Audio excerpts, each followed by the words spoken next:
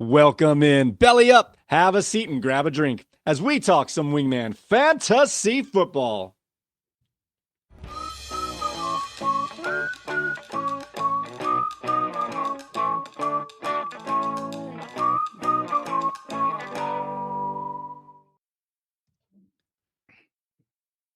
Welcome into another edition of Wingman Fantasy Football, the League Podcast. I'm your host, Michael Furley, and as always, I'd like to thank all of you, or any of you, who may be watching or listening to today's show.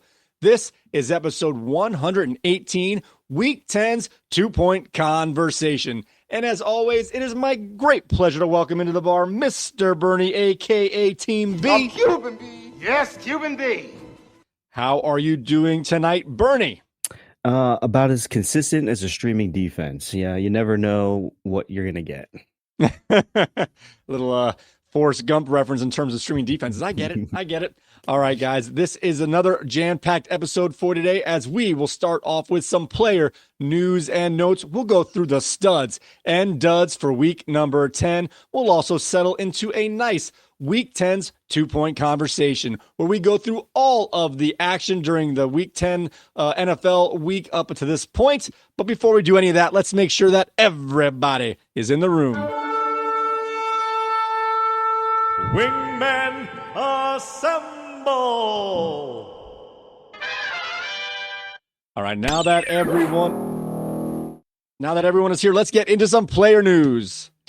All right, there we go. All right. All right, we have a little stutter there. I apologize about that. Anyway, starting off with players who did not play on Sunday or this weekend, Amari Cooper was inactive this Sunday for the game against the Colts. He has missed at least 2 games now since being with the Bills. Brian Robinson Jr. can't get back on the field. He's now missed 2 consecutive games, making way for Austin Eckler and Jeremy McNichols to get the action for the Commanders. Keon Coleman also dealing with a wrist injury, same as Amari Cooper, was also inactive for the Bills. And Jonathan Brooks, despite having his entire 21-day practice window open, being activated at the last possible hour from that, was not activated for the game today against the Carolina Panthers in Munich. What do you have on these first 4 players not getting on the field? Well, Buffalo could have used him, but didn't really need him, Cooper. So I'm okay with that. As far as Robinson and Coleman, Robinson, I don't really have any opinion on that. That's kind of a hit or miss for me. You know, they're not really missing too much there. As far as production, I believe, I think their game scripts are really kind of get up early, and kind of go with the stretch the field a little bit more. Now they could have used him today, but I don't think it would have really mattered today. Coleman, again, they didn't really need him on the field, but you're right. Brooks is the one that we're looking at, and I don't know. What you have an opinion on Brooks? I don't know maybe it was the international game that threw him off. I have not a theory, I guess. I don't think it's that strong, but all right. So if they didn't bring him back by, I think it was Wednesday, it was Tuesday or Wednesday, but it was a 4:00 deadline. Mm-hmm. If they didn't bring him back by that time, he was out for the rest of the year. That's just, so my thought is, why start his 21-day window? Mm-hmm. You can start that whenever you want. Okay. But once you start it, the clock starts ticking, but you can set the alarm for whenever you want. They set the alarm, mm-hmm. and they didn't wake. Anyway, they're like, oh shoot, we're late for work. They activated him at the last possible minute. I don't think he's healthy. And then they signed Chuba Hubbard to an extension the next day. I don't think he's healthy, man. I think they mishandled his injury, or he had a setback, and they're not letting us know. I mean, it's hard to say that, but the order of events, that makes sense to me. You think you activate him because you think he's getting healthy. He used the entire 3-week window. You have to activate him because of circumstance at that point where he's done for the year. And the next day you sign the incumbent to a 4-year extension, not a 2-year extension, a 4-year extension. That's the entire length of the rookie contract. The rookie contract, yeah. So I'm thinking he's either had a setback or they misevaluated his health and he's not going to be ready, or he might have like some sort of a degenerative injury. I don't know. I don't want to go to the worst end of this. But none of this makes sense except for how I kind of laid it out there. Well, do you think anybody's going to get fired over this at the end of the season that we won't know about? And maybe some staffers, some medical stuff. it is one of those things where even the player's quiet, the agent's quiet, the player's quiet. So it's like, if nobody knows what's going on, it's kind of interesting. I mean, maybe like you said, it was just the timing of the game. It's a stressful travel for your first game. So I mean, he traveled with the team, I believe. I'm not positive that he wasn't deemed inactive till today or last night, or it wasn't like he's not traveling with the team and he's being held back. Yeah, I don't know. I find all the nuggets of information intriguing. Maybe he'll be ready by next week. I mean, that could also be just that contract extension mixed in with him not being ready when they thought he would, and when they set the clock, makes all this a little just. I don't know. We're gonna have to wait and see, obviously. But that's how I kind of think. I think he's either not ready in the next few weeks still, which again they didn't have to start that clock. I don't know why they did. Right. Yeah. Interesting. Very interesting. All right. Other players who missed this weekend's game. T. Higgins did not play on Thursday night as he's missed his third consecutive game, and I believe it's his fifth for the year. He's only played half this season so far. Nico Collins, he also had interesting timing in terms of his designation to return as he was on the IR. So there's certain timings again for this guy here. He had to be designated to return by Friday, or he could not be activated for this week. He had to be activated from the designation to return by Saturday so he could be active for Sunday. All those two things happened at the buzzer. They happened, and then he was not active for today. Once again, he must have been truly questionable, truly game time decision, because if they had any thought he wasn't going to play, they could have held the roster spot for somebody else. So anyway, yeah, they hit the hurdles last minute again, but he was not active tonight. Let's just do these last two players, and you can add your thoughts to Nico Collins there. Michael Pittman was also inactive for the Colts against the Bills, and Christian Olave was placed on IR due to those concussions, which makes the absolute most sense. But that just means he's going to be sidelined for 3 more games because he was put on the IR before today's game, so today's game counts. All right, so we had T. Higgins, Nico Collins, Pittman, and Olave. Yeah, so I'll start at the bottom of that list. Olave, they could have used him, but they didn't need him, and they won that game without him and Rashid Shaheed on the field.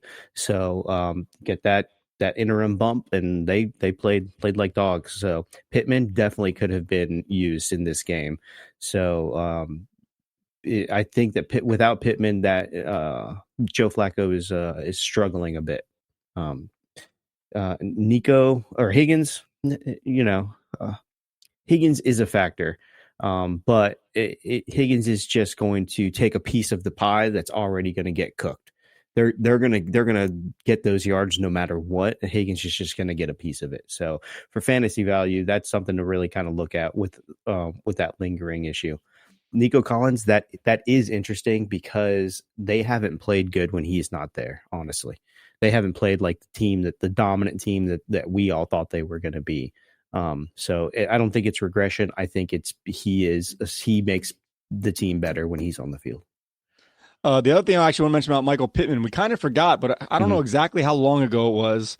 Maybe 3 or 4 weeks ago. Remember he had that weird back injury. It was like he might need season-ending surgery. Or he's going to go to IR or miss 4. Anyway, between going to IR 4 to 6 weeks and something longer to never mind, he's going to play this week. And he played for like 2 or 3 weeks. At least he was active. And we kind of at that point just figured he was healthy, but maybe this is, I don't know what his actual ailment was that he missed today with. I didn't see that, but there was, the rumblings 3 or 4 weeks ago that he had a potentially serious back issue, and we kind of just forgot about it, but I don't know if it went away. These lingering things that the players sometimes need somebody to step in to protect them from themselves, because they're not going to be 100% honest if they know they can't get on the field. Because they got bonuses they got to hit, they got paychecks to cash, they got things to do. They want to play. They're dogs. They want to make sure that they're putting their team in the best position to win. But sometimes that's when you're on the bench. Sometimes when you get to let the next guy up if you can't perform. So. All right, let's get to our next batch of players here. I know I gave you a little heads up. I'm going to skip around a little bit because I'm going to put our most interesting player at the bottom of this. So we have Trevor Lawrence was also inactive this week. We know this guy can play through injuries, but that AC joint sprain was just too much. And Jaguars, even though they fought pretty hard today, now I think it's been written for them. It is time to go into true tank mode, and I don't mean Tank Bigsby. Dak Prescott was reported to need season end on the ESPN timeline or ticker, whatever you want to call it, across the bottom, the crawl. So Dak Prescott to get season-ending surgery. I swear to God, you can't trust these guys for nothing. I'm not saying these things aren't going to happen, but he has not been placed on IR at all. If he's going to have season-ending injury, they think they would do that right away. And he's looking to get a second opinion. That opinion might say season-ending surgery is required, but he has not happened as of yet. So that may be the case, but the fact that it was being reported as like imminent, he's still going to take some time and figure that out for sure. CeeDee Lamb, who left the game in and out last week, did play today through an AC joint sprain, and he probably would have been better off just taking the day off. Aaron Jones left this game with a chest injury, missed a little bit of time, about almost a full quarter, but did return to get back on the field at the end in a comeback victory for the Vikings. Now, the last guy on this list here, we're going to talk about him a little bit. We'll just do it now. Might as well. Christian McCaffrey was activated from the IR on Saturday by the deadline, and he was also active for his season debut against the Bucs. As you and I are the two managers with the handcuffs, if you will, for McCaffrey, what did you think about his snap share, his quality of play, or anything else in between? I think they did a great job. They did a great job managing him on the field. He played as good as anyone could have expected somebody coming back from that long off. It was a hot day out there on that field too. So, they didn't want to beat him up too hard because of, I think, recovery. But I think it was smart. It was a smart play for King George to play him. It was smart for us to hold on to those backups. So now we see what going forward, what the week of practice looks like. If he's taking rest breaks, that's the only thing I'd be concerned about. If he's like missing practice, and it's just for rest, then that's a concern. Yeah. So as far as I saw, due to reports, we all know how we feel about the San Francisco reports in terms of health and for these guys. But it said he made it through the week without any major setbacks. I was listening to this game. It sounded like he got more. He was more using the passing game than the rushing game to try and alleviate some of those pressure points, I guess. But a few carries he got, he was getting hit pretty hard. But he got hit a lot last year. He was I held my breath every time he got tackled in a pile. But he seems to bounce back. I mean, so he didn't. I mean, he was getting hit. He had this was a full day's work. I think I looked. It was 88.8% snap share.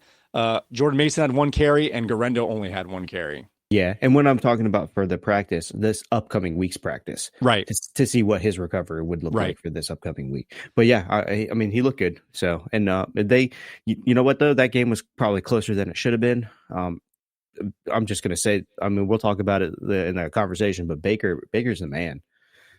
Baker's playing lights out, and he's tough as nails this season. Yeah. All right, and the house is burning around him. He's trying to hold it up the best he can. Yeah. All right, guys, it is now time to see who performed well and who didn't in this week's Studs and Duds. Wingman Fantasy Football Studs and Duds. All right, Mr. Bernie, why don't you start us off with our stud list this evening?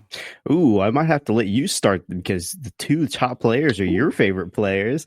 Mr. Kyler Murray, he looks amazing on the field. 28.74 fantasy points, 266 passing yards, 1 passing touchdown, only 21 rushing yards, but 2 rushing touchdowns. And those rushes, they look good. The scrambles look good. He looked great.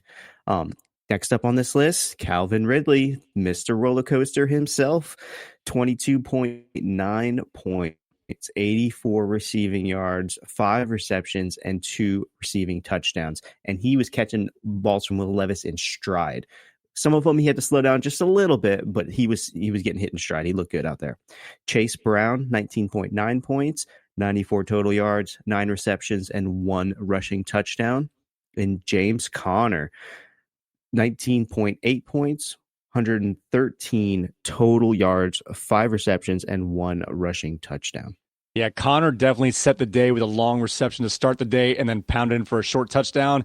And then that was pretty much all she wrote. Those Jets, we'll get into more. The Jets just could not get out of their own way today. They had a tough go on offense, especially at the second half. All right, other players who made the stud list. I even know, is it Tylan Tylan Wallace from the Baltimore Ravens. This is not Zay Flowers. This is not Rashad Bateman. This is not even Deontay Johnson. Tylan Wallace had 19 points, and he was efficient, man. 115 receiving yards on only 3 receptions, but he scored a long touchdown. And your man, you were calling for it. He's not your man anymore, is he? Yeah. George Pickens had 18 points as he had a touchdown hold up, as he had 95 total yards with 5 receptions and that 1 receiving yard. And Austin Eckler for the second straight week, not in the stud list, but in the top performer list with the missing Brian Robinson. This time he makes it in the stud list with 17.6 points. He did his best Ramondre Stevenson impersonation with 51 total yards, only 1 catch, but he had those 2 rushing touchdowns. Oh, and how can I forget? Did this happen today? Did Ramondre Stevenson get on here? Well, I'm not sure if that's old. I think that's old. I can pull it up. I got the box score here. Hold on. Go ahead. All right, I thought that Ramondre Stevenson was last week, but the line was very similar that Austin Eckler hit this week. So now we have 2 more players on our stud list, as we have a very short stud list this week. Why don't you finish us off, Mr. Bernie? Oh, yeah, and I'm going to finish you guys off with 2 defenses. Defenses wins championships. New England defense, 17 fantasy points. They had 9 sacks, held their team under 7 points, and held them under 200 total yards. That is a manly defense right there. And the Philly defense, what they picked up off the waiver wire, good pickup. 16 fantasy points for Philly's defense, 3 sacks, 1 interception, 4 fumble recoveries, held their opponent under 7 points, and also 200 yards. Wow. I was talking to Bernie a little bit on pre-tape here. I usually give you 2 streaming defenses in these early targets, and they usually stay the same as we get to the waiver wire show here. And they don't both hit all the time, but of the 2, whenever I say 2, one's usually one of the top 3 defenses for the week, and the other one is what you would expect out of a streaming defense. So if 50-50, I think you picked up the Giants. Am I not mistaken? The other one we mentioned? I did pick up the Giants. You know what? I need to stop doing research for everybody's teams and start doing it more for my team. Okay. All right. Unfortunately, whenever they're studs, it seems like this week we have 3 times as many duds. So just buckle in. We're going to go through these as fast as we can. Why don't you start us off with these duds this week? All right, Mr. Sam Darnold, seeing ghosts like a couple years ago, 12.44 points. Kirk Cousins, it's okay, though, 12.24 points for Kirk. Bryce Young, 12.04. And Mac Jones, he got on the field, 11.24 points. I know I said we go through this fast. I can't help myself. So Bryce Young's been a dud list twice in a row, but he has 2 straight victories and it has a dud. He's mega managing the game. And you mentioned Sam Darnold being afraid of ghosts. What are they going to do when they wear the all whites? Is he going to be afraid to throw to Justin Jefferson? Oh my gosh. All right, other players to make this team. These are some of these are surprises, to be honest with you, and some aren't. Baker Mayfield, they used the running game today and the short screen passes. Baker Mayfield had only 8.94 points, but that was not indicative of his play on the field. It was just how how well the defense played for the Bucs and how well he managed the game with his running backs. Jaden Daniels, similar to Baker Mayfield, the running backs got all the work. He only had 6.76 points.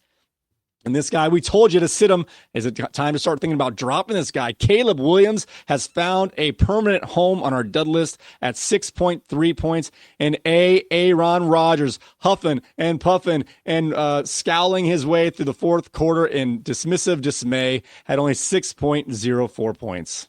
All right, now we head to the A-Town, Atlanta's backfield. Mr. Tyler Algier, 5.9 points. Let Bijan cook, please. You stay right where you are on this dud list. Xavier Legette had a good week last week, but only 5.5 points today. Zay Flowers, there's somebody out there getting all your points, bud. I don't know who that is, but you only got 5.4 points. And Mr. CeeDee Lamb, Cooper Rush can't throw it to you. Trey Lance throws it to the other team. You only got 5.4 points as well. Some of these guys are hard to mention here, but we did mention them as potential pickups. Ray McCloud, I think this had to do with Drake London getting a full game today. He didn't do horrible, but he had 5.1 points. Yeah. Mike Gesicki, even with T. Higgins out, we thought he was the number one handcuff type player. He only got 5 points. As a Hudson, the other tight end, got most of the effective stats for the Bengals on Thursday night. Devin Singletary has seeded the backfield. We said it last week, and it remains true today. He only had 5.0 points. And Travis Etienne, no muy bien, had only 4.9 points. Oh yeah, and here comes the Caleb's buddies here. DJ Moore, only 4.2 points. Braylon Allen, 3.9 points. That's expected. He's a Jet. Jordan Addison, 3.9 points. And the other side of that wide receiving core, Roma Dunze, 3.8 points. Sorry, boys. Some of these guys are a little, what's the word I want? Surprising here. Devontae Smith, despite the high scoring game for the Eagles, had none of it. He only had 2.4 points. I didn't see any injuries on him. You could maybe double check that as we go along later. I just didn't notice him pop up there. Brian Thomas Jr. had only 2.2 points as he had a backup quarterback on his throwing to him. And oh my God, a starting quarterback today had only 2 points. Cooper Rush. Get more like Cooper Rush out of town, man. You're having a hard day. Couldn't even finish the game. Had to cede snaps to Trey Lance and Javonte Williams. Oh, my goodness. What happened to your workload, my friend? He only had 1.7 points. I was trying to trade him away all pre-week, and everyone was wise to it. They did not accept. Oh, my goodness. All right, and now, the KC wide receiver rookie, Xavier Worthy, 1.6 points. Oh, I wonder if Red Sox Nation started him. Deontay Johnson, 1.1 points. Ray Davis, 0.6 points. Jordan Mason, 0.5. And Tank Bigsby, 0.4. Ray and Jordan, kind of expected that they weren't going to get any big playing time. But Tank, that's tough for the virtual goose there. Yeah, I only put Jordan Mason there because he has been a starter, and it was more to bring home the point that we mentioned earlier that he did not get on the field today. Exactly. And as far as Cooper Rush, one quick comment. It's not your fault, Cooper. Apparently, it's the play caller. Whoever's calling the plays, he's going to get fired, or somebody's getting fired, but nobody's really getting fired. All right, guys. Well, luckily, with that many duds, this was a very much a boom or bust game. You guys already saw that Thursday night game, and we're going to start right there with our Mecca studs.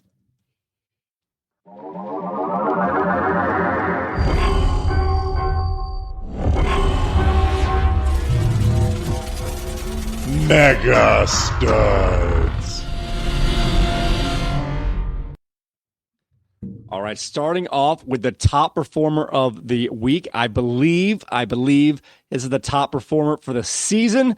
Jamar Chase on Thursday night had 49.9 points. What, you couldn't get 50? Come on, man. He had 264 receiving yards, 11 catches, and 3 touchdowns. I wish I remember the stat I was going to look up, and I forgot. He's the only player in NFL history to have 200 and some odd plus yards mixed with multiple touchdowns. I don't know if it was 3 or if it was just 2 or more.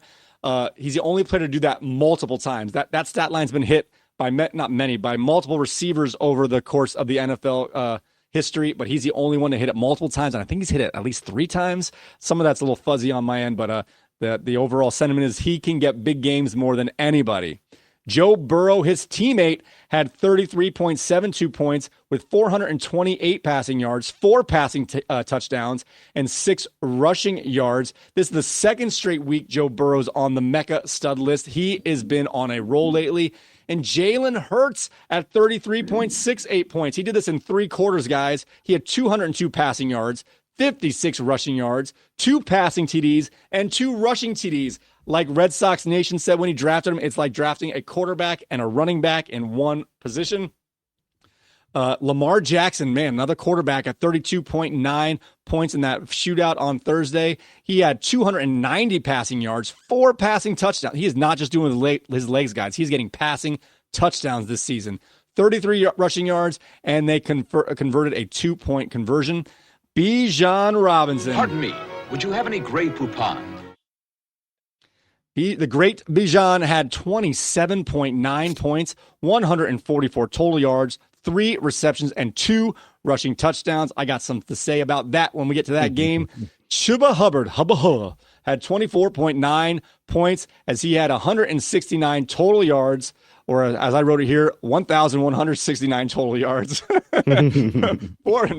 4 receptions and 1 rushing touchdown. He did leave the game with a little bit of a knee injury. I think it was just a scare. He kind of got bent backwards, but on the replay, he actually got bent the correct way backwards. His knee kind of didn't buckle it, just bent underneath him, and he came right back in 2 plays later and finished off the game strong. Marquez Valdez-Scantling at 24.4 points, 109 receiving yards. He was he had 3 receptions and 2 receiving touchdowns. Key of efficiency, him and Tylan Wallace. These guys are your randos efficient guys for the week. What do you have on some of these mecha studs here? There's some big-time performances this weekend. Yeah, I'm pretty sure that Chase and Burrow would trade their mecha stud status for a win. Jalen Hurts, man, 3 quarters, that is amazing. But imagine how many points he could have gotten if he played more. And, nobody else I really care about because none of them are on my roster. What's up with that? All right, guys, it is now time for us to settle into a nice 2-point conversation. Is Jack Del Rio going to go for 2 here, He's Link? going for 2. The Raiders will go for 2 and the probable victory with 47 seconds left. If you don't make this, you lose. If you make it, you're in a position to win. Wingman Fantasy Football's 2-point conversation. And it's good! Oh my goodness! All right, why don't you set the agenda for this week's 2-point conversation? Where are we starting? All right, we are going to start. Oh, man, but I already looked up all the things that you just asked me to look up. Okay, here we go. We're going to start in London. The Carolina Panthers defeated the New York Giants 20-17 in an overtime in Germany. So this one was about what you'd expect. It was close all day. Both teams relied on their running game. Chuba Hubbard was awesome. Tyron Tracy was very solid. I believe the Giants kicked a field goal to tie it. Were they the ones who kicked the field goal to tie it at the end of regulation? The Panthers? I thought the Giants did. I thought the Panthers the were Giants ahead. did. Yes. Yeah, right. And then the Giants won the toss. Mm-hmm. And our man Tyrone Tracy fumbled the very first carry to give the ball into field goal range. And knowing that they had Bryce Young, they just ran the ball up the middle 3 times to get. They're already at the 20-yard line and just let Pinheiro get the game-winning kick. So this game was a running back central. Tyrone Tracy played well. I thought Daniel Jones was kind of airmailing the ball a lot on screen passes. He was throwing over their heads. There was a couple third downs that I felt like he was throwing shorter than he needed to, and he also wasn't hitting the outlet passes either. So it was like not the best decision, and he couldn't even do the easy play. Yeah, for sure. And he had 2 interceptions. That was a tough one for Daniel Jones. A couple other things here. Chuba Hubbard definitely earning his pay in this game. So good job there. And it was noticeable that the Giants started off slow, but they kind of picked this game. They got it going. Panthers led 10-0 early, and I was really worried, but the Giants rallied from 17-7 deficit in the 4th quarter. So the Giants played good ball. That was a tough loss. Yeah, as I was watching that game, I was I think it might have been that time I was 10-zip or so. I'm like, do not give up on the run, Giants. The Panthers cannot pull away. Just stay with your game plan. Some of these teams, don't play the time and score because the time scores doesn't matter because these guys are not going to separate. It's going to stay here for a while. So just got to score once. Exactly. And it looked like, I don't know if you had said it in the player news, but Miles Sanders, I don't think anybody's rostering him. But I didn't, but yeah.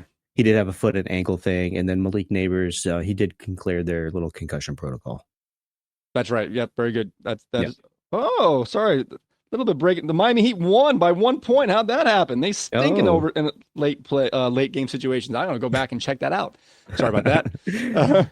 All right. What's our next game here? All right. Next up, we have the Kansas City Chiefs defeated blah, blah, blah, blah. Let's start that one again. Kansas City Chiefs defeated the Denver Broncos 16-14 on a blocked field goal. So I have Kansas City Chiefs. I sat Mahomes today because I did not like this matchup, but I had bye weeks and stuff. I played more Chiefs than I wanted to. They did okay in terms of my players. Not that that's the important thing here, but I was very impressed with Denver. I was listening to the Bucs game, but I was a box score watching this one, refreshing. Watching the refreshed game, Gamecast, and what was it?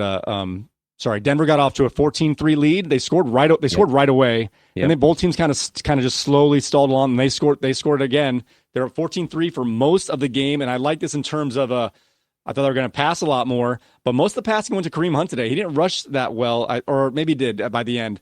No, only 35 rushing yards for Kareem. Yeah, so he had 100 total. He had 100 yards. He got a lot of receiving yards today. Okay, yeah, 65. Yep. There you go. And anyway, so there was a drive late in the game. Mm-hmm. See, at this point, it would have been 14-10. 14-10. No, because it was when Chiefs took the lead on a field goal. So it was 14-13. Okay. Yeah, yep. There was about 7 minutes left. Earlier in the game, the Chiefs scored on a fourth down. So again, it was fourth down at like the 2-yard line, give or take. It was inside the 5. Mm-hmm. And I'm like, in my head, I always think about these situations. What should you do? I'm like, you got to go for the touchdown here and then go for the 2 and get it by 7. But because I thought there was 5 minutes left. Where it's, or I thought there was, whatever time I thought there was more time or less time than I thought. I'm like, actually, you can go ahead here because you can stop them. If they score, you can still get the ball back. That's what it was. There was enough time that just take the lead now, as I thought about it to myself back and forth. Are you talking about, okay, so Butker's field goal was 5 minutes and 57 seconds left in the game to take the lead. Okay, by the time they actually kicked it, because I think they ran the ball and just kind of let the clock run out. They had the ball inside the 5 with 7 minutes to go. They probably took 1 minute and 10 to get to that field goal. Okay, 5:57 you said? 5:57, correct. Okay. Anyway, so my thought was kick the field goal because even if they score, you'll get the ball back. Right. And I was very impressed. Sorry, it took me a while to get there. I apologize. No, you're good. You're good. The Broncos did what you would think the Chiefs did. I'm like, there's no way the Broncos can use up 6 minutes. It's hard. It's hard to use up time and still score. You know what I'm saying?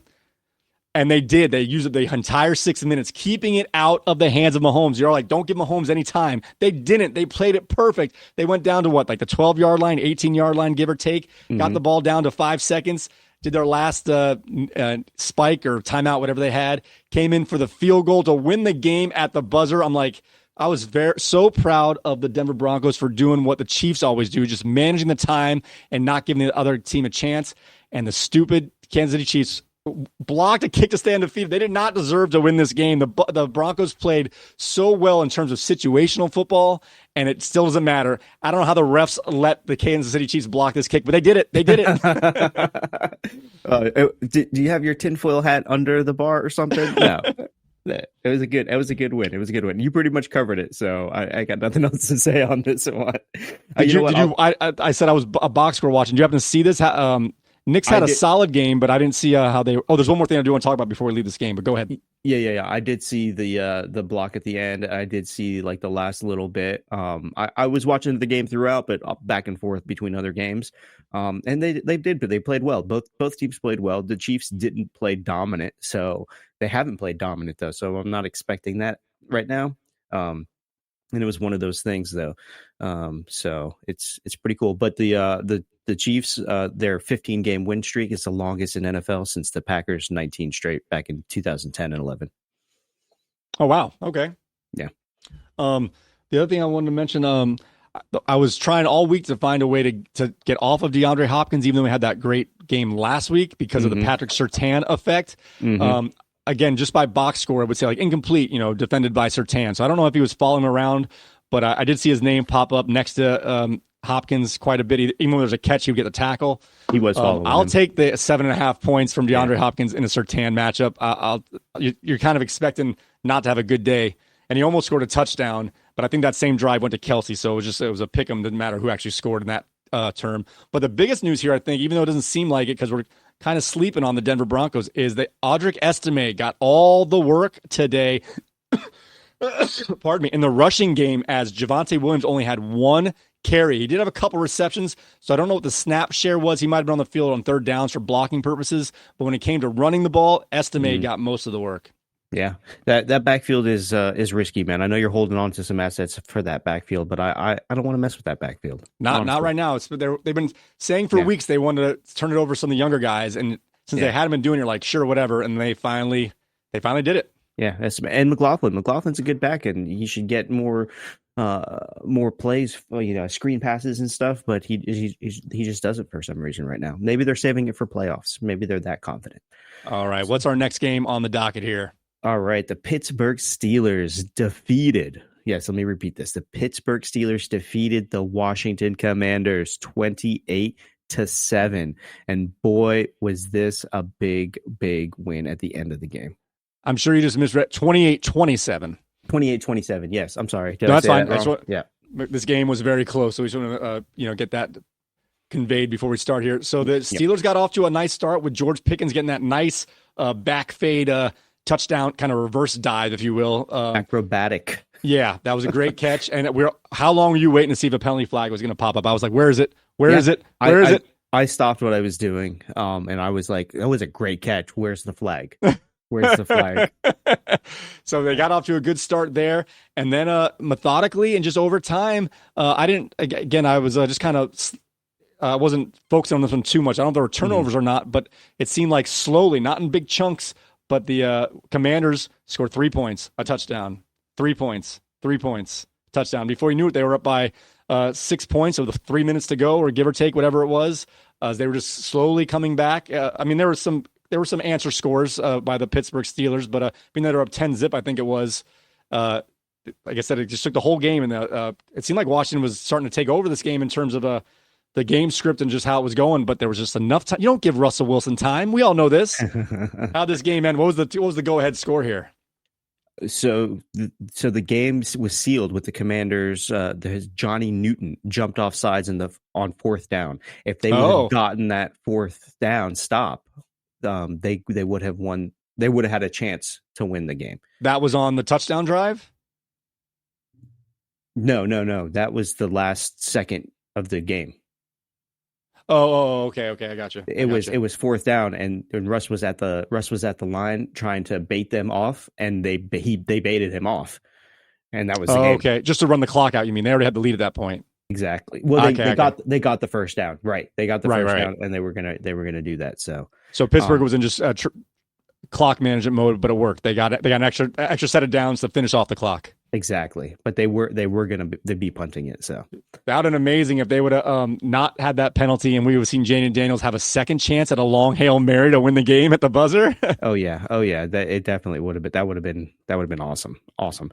And Commanders led this game at 24-14 at one point. Right. So the Steelers really did a good job of coming back. Steelers started off hot and then ended hot. The go-ahead touchdown was scored by Mike Williams, newly acquired wide receiver from the Jets, and he said he was so happy to be off the Jets. I'm sure it was just a headache to be on that team and a miserable place to be.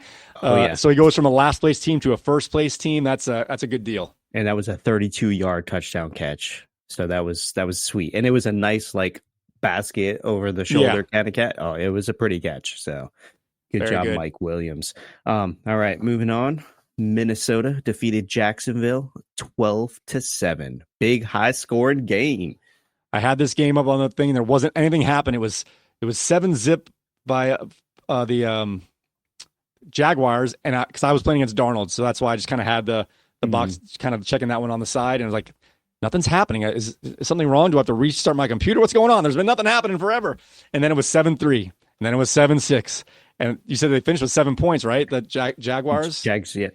They just kept kicking field goals. Was it 4 field goals? Yeah, it was all field goals. It was all field goals from their new kicker.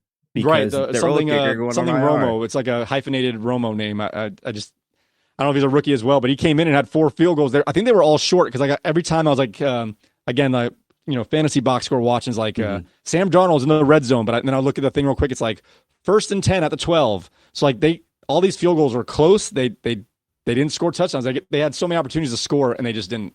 But it was enough. It was enough. Yeah. So I'm going to give you some stats for this particular game only. Dominated. The Vikings dominated these stats. 402 total yards against 143. 82 plays against 43 plays. Oh. 42 minutes time of possession versus 17 minutes. Wow. 28 first downs versus 10. And the score was only 12-7. It is ridiculous. It was ridiculous. Yeah. Oh, I know why. And I forgot I was going to mention this. How that happened was Sam Darnold did not have his touchdown pass. He had 3 interceptions. That's what it was. That was how do you get that many yards and not score? They'd move down the field halfway and then give it back, and the other team go 3 and out. You move halfway down the field, the other give it back, go 3 and out. And it's not something that we saw, but I think there's something up here because all 3 interceptions came while targeting Justin Jefferson. So there might have been some routes that maybe weren't run the right way, or maybe Darnold thought that he was going to be at a certain spot, or, just some sort of miscommunication or timing thing. So I don't think it was just Sam throwing it, badly. I think there was something off there if all 3 came from targeting Jefferson. I would have to. I mean, it could be anything, but I'm going to give Justin Jefferson the benefit of the doubt since he's the All-Pro. But anyone could be susceptible to a mistake. So exactly. But good win. Also, this Vikings win kept me on the edge of my seat because I am now moving on to next week in my elimination pool. Ooh, I was close though. I was like, oh man, I'm going to get. How many people are left out of how big of a field? 3 out of like 60 something, I believe. 3 are Ooh. left. Yeah. So you can win any week. Any week this thing could be over. Yeah, pretty much. So all right. All right, moving on here. New Orleans Saints defeated the Atlanta Falcons 20-17. All right, so notable things in this game here. We got first game under interim Saints head coach Darren Rizzi after the Dennis Allen firing. Saints snapped a 7-game losing streak. They won despite missing Chris Olave and Rashid Shaheed, which was good. The Falcons, they outgained the Saints 468 yards to 365 yards, but still lost. And this is the big one for me. Koo, he missed 3 field goals. First time in his career he's ever done that. So Matthews' late interception put the Saints 38 was a key moment in this game. Young's sack on Cousins pushed them back 19 yards at the end of the game. And the final play, McLeod was just barely short of that first down. So this was a tough one. It was a back and forth. I saw a good play on both sides, but I saw, some really bad plays on both sides. Cousins played well. And Derek Carr played well. They, no turnovers for Carr, and Cousins only had his 1 interception. But the running game, you want to talk about the running game, Mike? Before we get there, because I know it seems like Derek Carr he's not a methodical type of a player, which is fine. There's all different types of quarterbacks. But if he can find someone who can just run straight down the field, he will try and chuck it out there to him. Shaheed was the monster man in the first third of the season. Yeah. And Marquez Valdez-Scantling, he caught it. Yeah. He can always run down there. You can always throw it to him, but he actually caught it. Yeah. But that was where he got the big touch. They only scored 2 touchdowns today, right? So both were went to Scantling. So Derek Carr is a shot in the dark when it comes to long bomb touchdowns. Now to the running game here. So if you go to wingmanfantasyfootball.com, I kind of use the comment section there as my quasi Twitter things. I don't post on Twitter. Anyway, so I was box score watching this game intently. Like I said, I was listening to one game, or I had one on, and I just had that refreshing. It's been bad luck to watch my players, so I just game cast this. But anyway, I happened to check the box score right at this time. I'm looking at the thing again, similar to last week. First carry goes Bijan, gets like 9 yards. I'm like, all right. Then the next 4 carries go to Algier, and they go down the field with Algier. He gets like a 9-yard carry, a 5-yard carry, whatever it is. And I'm like, is Bijan Robinson hurt? Because last time he had he had the first 4 carries, and Tyler finished it up. You know what I mean? Mm-hmm. But he only had 1 carry, and it was the first carry of a drive, and he didn't have the next 5 carries or whatever it was, the 4 to 5 carries. It's like, oh, please don't tell me he's hurt. Anyway, they finally get first and goal at the 1-yard line. All right. Did you watch? You might know what I'm talking about. Then go, yeah. I'm like, oh man, and I'm game cast watching. Tyler Algier rushes for no gain. I'm like, you stupid guys, just give it to Bijan Robinson. Second and goal at the 1. Tyler Algier carry for no gain. 3rd and goal at the 1. I'm like, you guys MFers, you got to be freaking kidding me. Put Bijan in, and I'm typing there like 2 straight carries, no yards, and then 3rd and 1. Tyler Algier 0-yard gain, 4th and 1 at the 4th and goal at the 1. I'm like, you MFers. Then I'm like, then they put Bijan in 1-yard touchdown run. They give Algier like 12 chances, he scores once. They give Bijan Robinson 3 chances, he scores once. Why don't you just do it already? It's so frustrating. But after that, because I think up to that point, they both had like 9 carries each, and they both had similar yards actually, except Bijan had a couple more catches. After that, it was like a 10-to-1 ratio of carries. They got to know. I mean, I'm not, listen, in all fairness, I get upset because I'm a Bijan Robinson manager here. Algiers a fine running back, but it's frustrating when they keep giving to the backup in like high leverage situation. It's not like, let's give the guy a rest. It's like, oh, it's a 2-minute drill. We're down by 4 points. Let's give it to the back. Like when you have a guy who can break a 30-yard touchdown run on any given play, it doesn't make any sense. Yeah, man, that's the assumption of rational coaching. You don't know what's going through these coaches' heads. You don't know what is he trying to motivate his player to play better, or are they trying to win a football game? Let's just win the football game, and we'll motivate when we have the lead. That's really what it comes down to. In all fairness, Bijan Robinson was the highest scoring running back this week. He had an awesome day. But yeah, it was just, in a way, I was glad he failed Algier because it was so blatant. Like, give the guy the ball who can get in like in less attempts.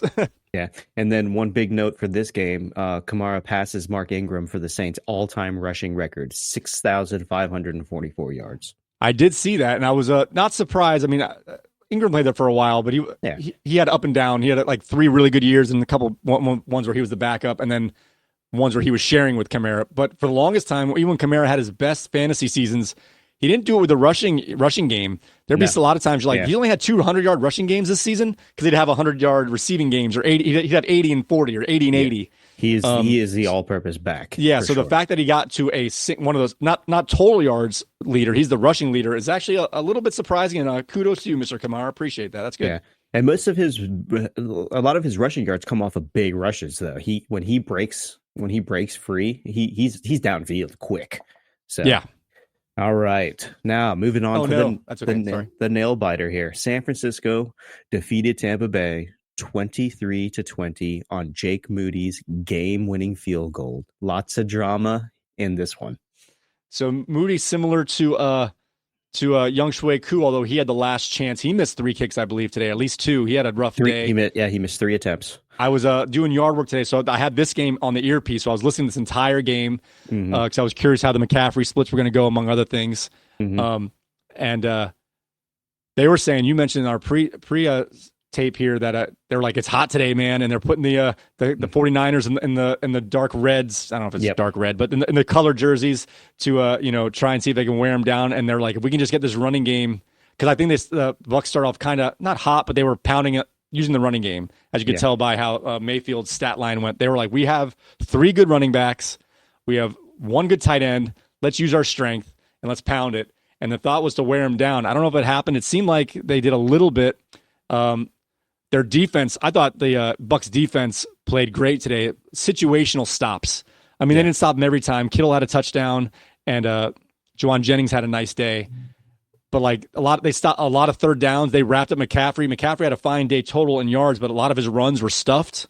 And Levante David was making big tackles. Like they didn't break as many tackles. They broke some, but like I said, just listening, a lot of big third down tackles by the Bucs today kept them in it longer than they probably could have been. A couple turnovers, I think, by the 49ers and missed field goals kept Tampa in it.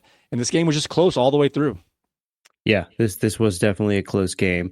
It had a little bit of everything, but the thing that I got out of this game was how tough Baker was, and just an example of that was, I think Baker was scrambling out to his right, and he had Bosa. He had a stiff arm out for Bosa. Bosa was on his arm, holding onto his arm, and Baker's running to the sideline still, trying to keep him off. And is that the pass he threw to Rashad White? As he's falling, he throws a first down pass. And the announcers are like, what's going on with Bosa? Why didn't he just drop? Like, you were holding his hand, just drop your weight, take him down with you. And Baker, I mean, it's just one of those things. He's got, it's that it factor that everybody talks about. I was listening to that on the radio. It was like a 3rd and 7 or 3rd and 9 or 4th and 9. It was a big play. They needed to score that drive, Tampa Bay. Yeah, they definitely did. So this one, you're right. Moody missed 3 field goals before hitting that game winner. But it was a good back and forth. The drama, though, is at the end. Deebo Samuel and the long snapper started going at each other. I heard that. I didn't know the context. I mean, I know he said he was frustrated with the kicker, but nothing personal or whatever. But I guess he was flipping out. I thought it was before the final kick. It was after the final kick he actually made. No, it was before it. It was before it. So they're kind of going back and forth after, I guess, the last one that he missed. And there was a nice, like, Deebo put a little hands to the helmet to the long snapper, And it was like, I was like, oh man, there's some stuff going on here. So it'd be interesting to see that press conference afterwards. So I did notice by listening again, I don't know how many targets Sterling Shepard had. Sterling Shepard. He was on the dud list here. I didn't put him on there because he's not a big time player. Yeah. But the last game we saw, he had 3 end arounds. I don't think of him as a fast receiver. They kept most of his work was on like these long end arounds, not even quick ones. Yeah. And I heard a couple times today, they're like on the end around, I'm like, waiting for the name Sterling Shepard. Like, why do you guys keep running Sterling? It's like part of their game plan to give him 2 end arounds a game. It's odd. I guess they have to diversify the thing. They can't have. I don't know. It never works either. It gets strung out every time. It's just a weird waste of a play. Yeah. So a couple of other quick notes here. Bucks lost the 2nd straight game on the final play. Ricky Pearsall, first NFL touchdown on a 46-yard catch since he's been back on the field after being shot. And then McCaffrey's little breakdown here was 39 rushing yards and then 68 receiving yards. So when he had 1 long catch down the sideline, I'm assuming the sideline, the way it was described, it was like I think they said Purdy was just like freaking out and just kind of threw it up, and then like McCaffrey was just where he threw it up to, the way it was described. But that was a 30-yard play. So I'm not saying without that play, that's what McCaffrey can do. But without that play, he had 38 and 38 rushing and receiving. He just that's what makes him good. He can slow him down one place and he can fill up the other side. Mm-hmm. He didn't score the touchdown today, fantasy wise. So like you said, you're probably better off playing him the first week he's back instead of anything time after that. Exactly. And so we'll take surviving a 14-point day from McCaffrey. Yeah. Don't be mad, man. There's some people that did not get those points for some of their players. So right. You did good. You did good. Okay, moving on here. Buffalo Bills defeated the Indianapolis Colts 30-20. All right, so this one got out of hand quick. The Colts made it a little interesting for a moment after that, but I think it was the first drive, I believe. I don't think it might have been the first pass, but the first drive, Flacco threw a pick 6. He has been looking. Now he's playing against some big time teams. Did he play against Minnesota and Buffalo? I mean, come on, that's a tough draw. But for being one of the Joe Cools, he's been looking pretty flustered in these last 2 games against good, strong defenses. Got him off to a bad start. Again, I think they came back. I think it was like it was 7-zip, then it might have been 10-zip, but then it was 14-10. But then after that, it was like 31-10. Well, Bills led 10-0 after Johnson's pick 6. Right, that's what I thought. In the field goal. But the Colts briefly led 13-10 before Allen's touchdown run. And then it was like 31-13 or something. Yeah, then the Bills just pulled away in the fourth quarter. Right. So, yeah. So my thought here right away is there wasn't a lot of Jonathan Taylor had a good day, but I don't know how much of that was kind of garbage time where they're dropping back and they're just letting the draw plays work out because they were down by 20 points for the most of the second half. Yeah, the Colts were. How do you assess? Jonathan's His big run came when the game was still a game. He did good. I think it's one of those things. Pittman not being there kind of hindered that a little bit. But he played well. I don't have a problem starting Jonathan Taylor. I just have a problem with the game scripts and the coaching. As far as getting him the ball, even when you're down. So they did good. A little teaser here for our early waiver wire thoughts. I'll just mention it here while we're here, in case you guys don't make it to the end. But stay to the end. The quote after the game was, just to reiterate, Joe Flacco is our starting quarterback as of right now, going forward as of right now. As of right now. it was like okay. I'm making my decision for the future. If I had to make it now, that's what I'm going to say. But of course, tomorrow's a different day. So does that put Anthony Richardson was dropped in a lot of leagues? He was dropped in our league. Again, that's a headache. But when it comes down to it, there's not, you have to make decisions with people being ineffective and or hurt. Does Anthony Richardson become a raise your eyebrow, keep an eye on, maybe not pick up yet, but definitely put those Colts beat reporters in the front of your aggregator? Possibly. They're playing the New York Stinky Jets next week, so anything's possible against the Jets. All right. Wait, anything else for this game? This was pretty much a domination by the James Cook had a nice day. I think 80 plus yards and a touchdown, and they just dominated today. Yeah. So one notable stat here: Josh Allen tied O.J. Simpson for the second for second in Bills history with 57 rushing touchdowns. Oh, wow. Okay. I was going to insert a joke before you finished that, but I just thought better to hold my tongue. All right, moving on quickly. New England Patriots defeated the Chicago Bears 19-3. This was, not physically got eyes on this game, a box score watch. I don't know if Caleb's played poorly, but he got sacked 9 times today. He was just devoured back there. They didn't score any points again. What'd you say the score was? Something to 3, right? 19-3. It's the second straight week the Bears have lost. Like last week, I think they lost like 29-6 or something. This week they lost 19-3. Their offense is getting worse. They had that little blip in the middle, and they went on bye at the wrong time, I guess, because after that bye, they have been back to how they were the first 2 weeks of the year. They have been abysmal. Our Mac Daddy 2 sacked Caleb Williams. Thank God, as he was one of the lowest scoring quarterbacks this week. Yeah. Drake May didn't. I don't know if he didn't have to do anything because of the way the defense was playing. He just kind of managed the game stat wise. He did have a touchdown pass, I believe, as opposed to a run. They just dominated the game. They got up. The other team didn't score at all. So every time they scored, they just increased their lead. Yeah. So they only gained 142 total yards to the Bears. They only went 1 for 14 on third downs. It was rough. It was rough. So the big takeaways for me in this was that it's basically coaching. The Bears, they're considering removing their play calling duties from Shane Waldron, their offensive coordinator. Oh wow. Matt Eberflus, their coach, he's 14-29 as the Bears head coach. The fans were chanting "Fire Flus" late in the game. Wow, really? Yeah. And in this last 4-game stretch was bad, but the previous 4-game stretch was really good for Caleb.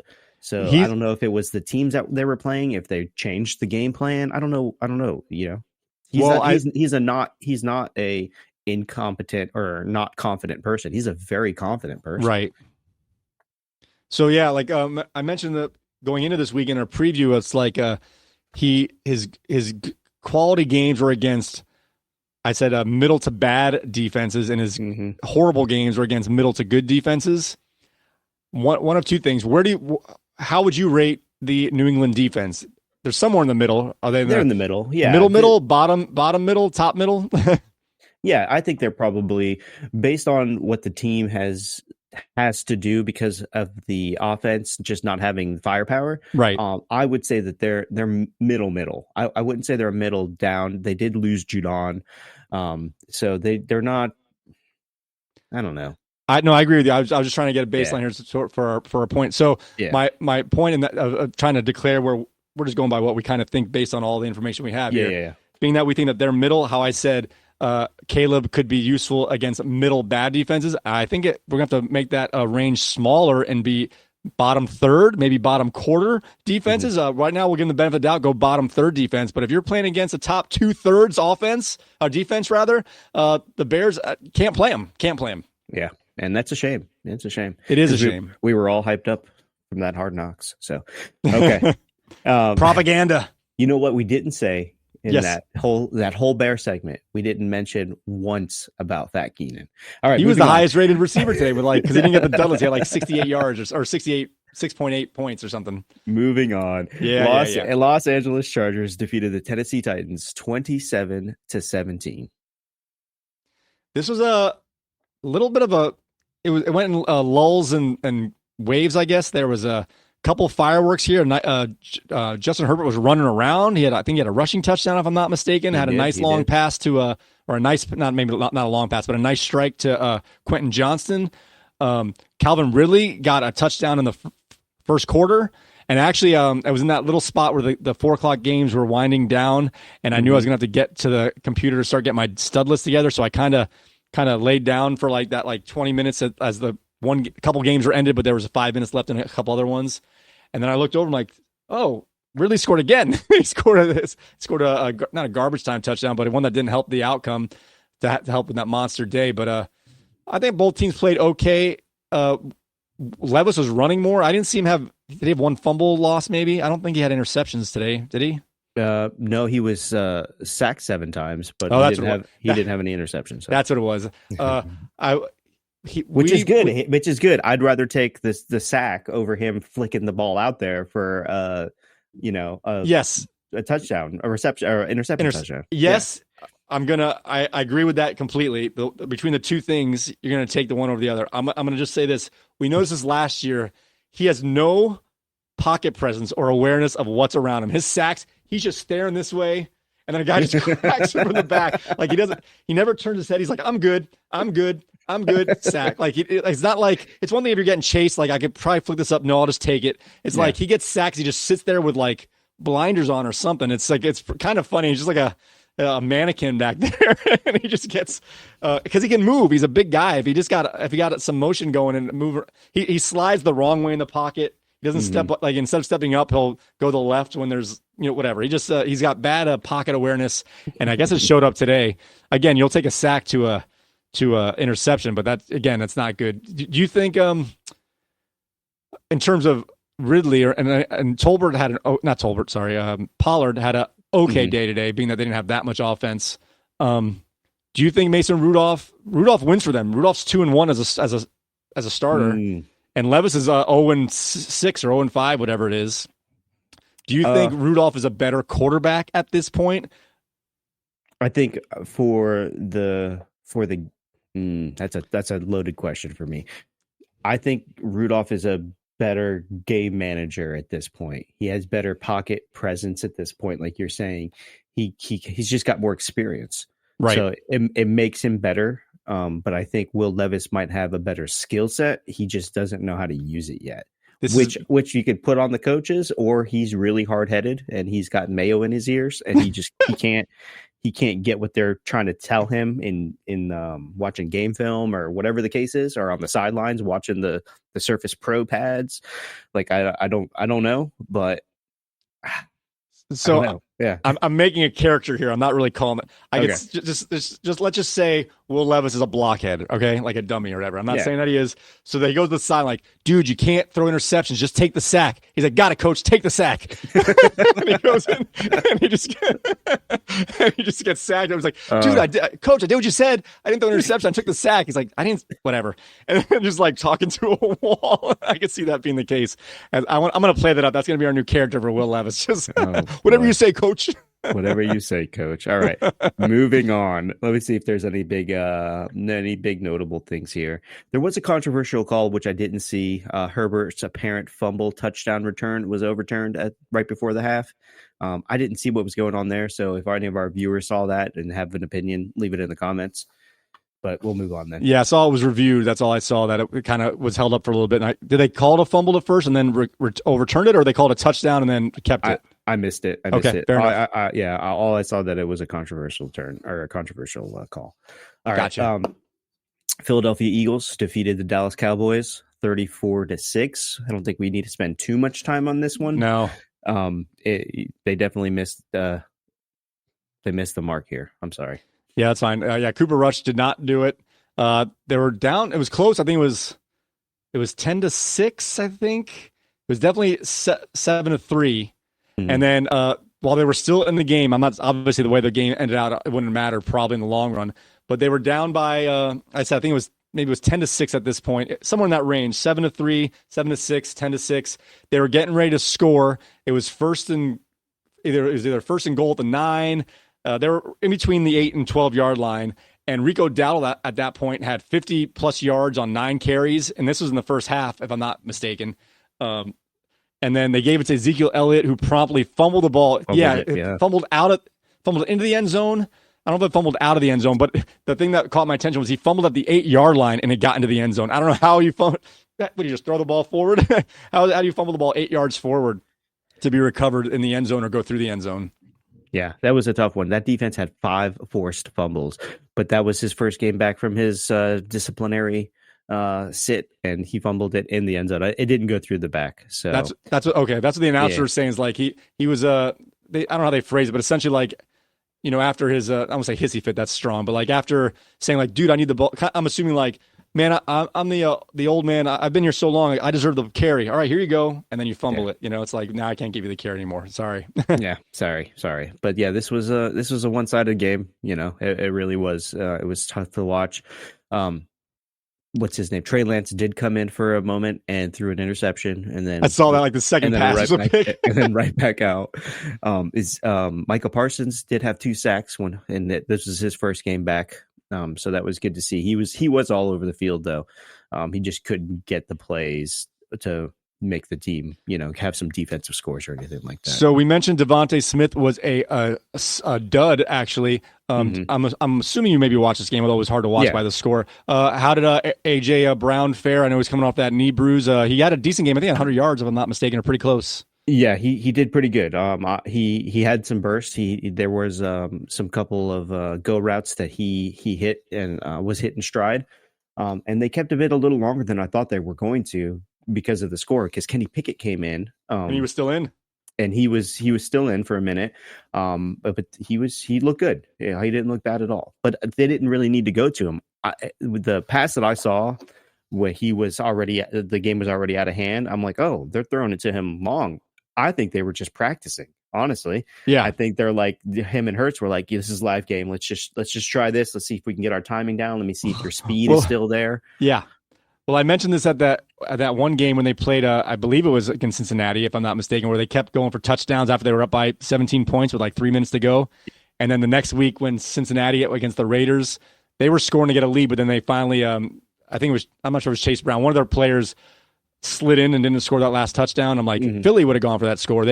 I think they're just jerks. I think they just try and rub it in. I think they try and score as much as they can. They're like, we're going to a little practice with their backup quarterback. Let's see if we can get AJ Brown one more. Although it is Dallas, what you'd want to humiliate. That's one. If you're going to humiliate a team, your rival's one you want to do it to. So I kind of get that, but I think they have that mentality of like, we're just going to try and score one more time just to show you we can. Exactly. Okay, moving on. Arizona Cardinals. Ooh, good game.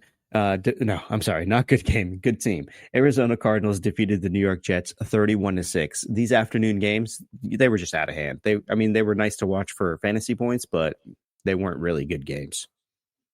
So, James Conner, man, he sets the tone for that team. Kyler Murray's has either 28-point games or 6-point games, it seems like, or somewhere in that range. Yeah. I didn't play him today. I was nervous as heck. I was going with a matchup with Tua here. Hopefully he can come out tomorrow. But they've been dominating lately. They won a couple close games when they were kind of figuring out.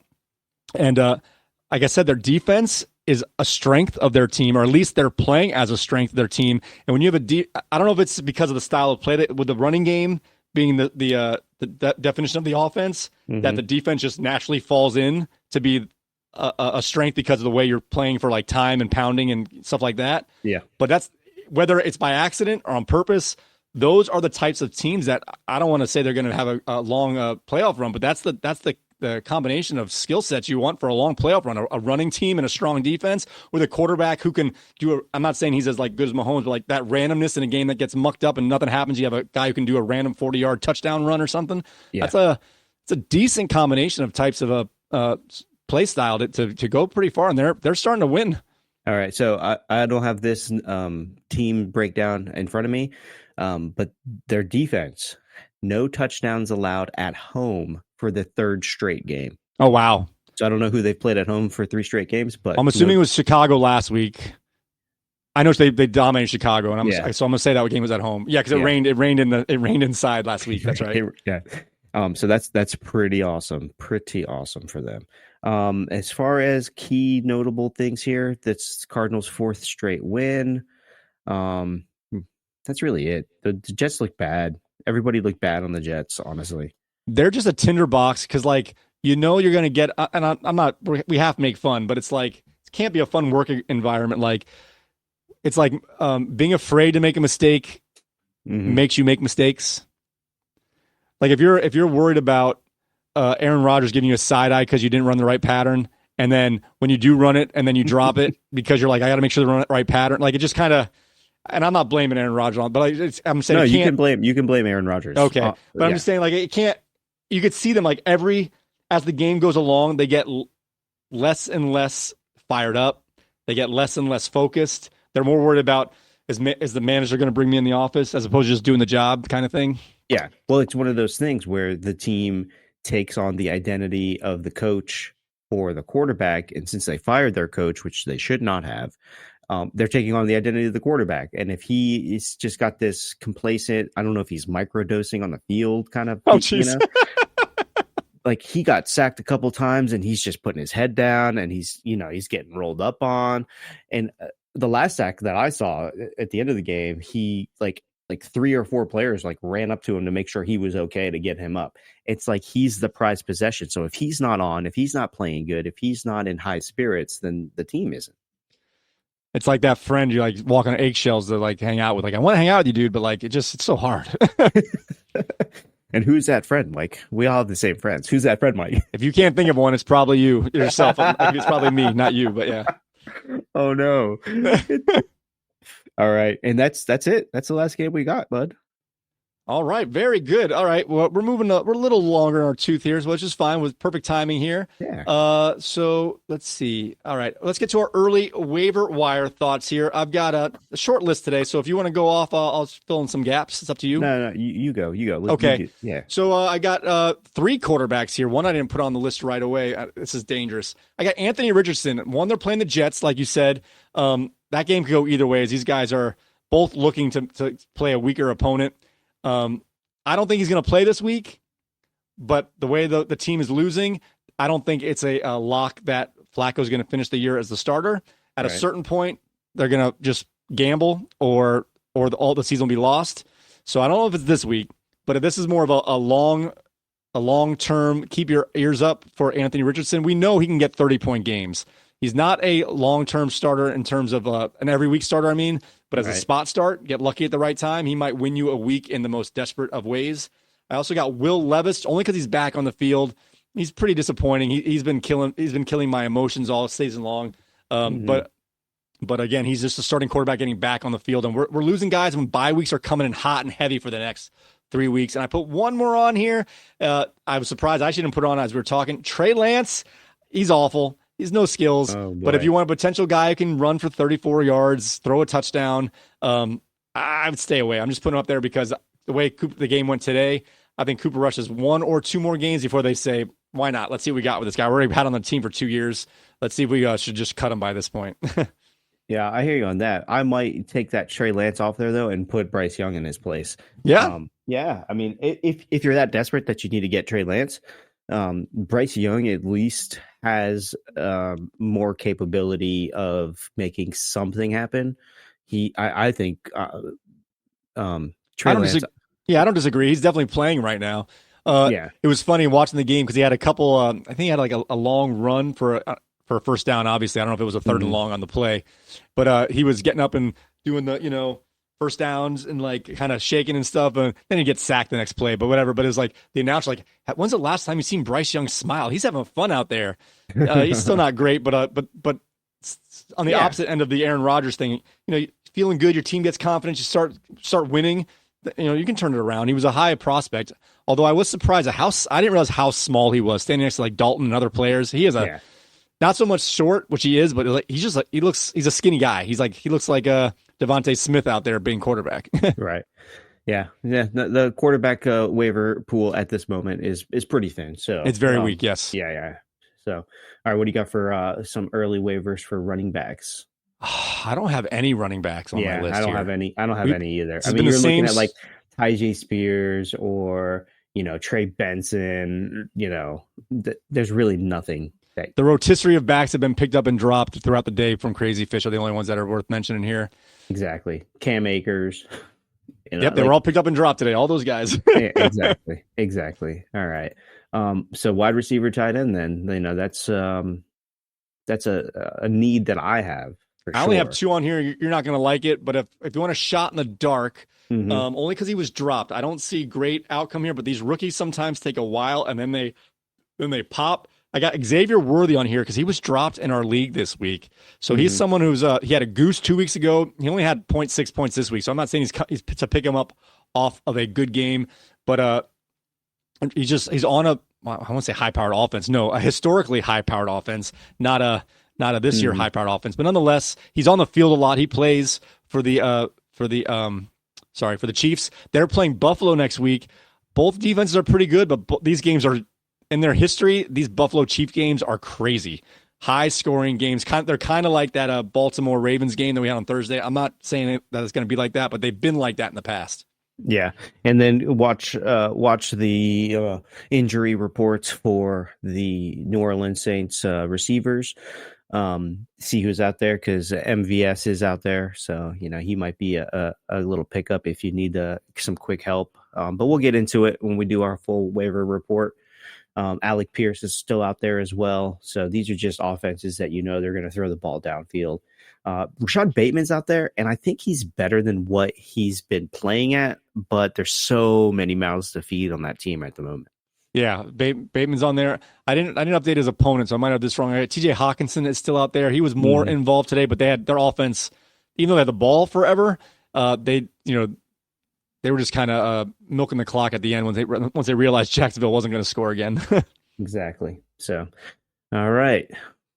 I do have two defenses on here if you're done with positional players. Yeah, let's keep moving on. So I have Green Bay as they're playing Chicago next week. And as I was putting this in the doc, Crazy Fish, he is the most active Saturday, Sunday player, and I appreciate him for it.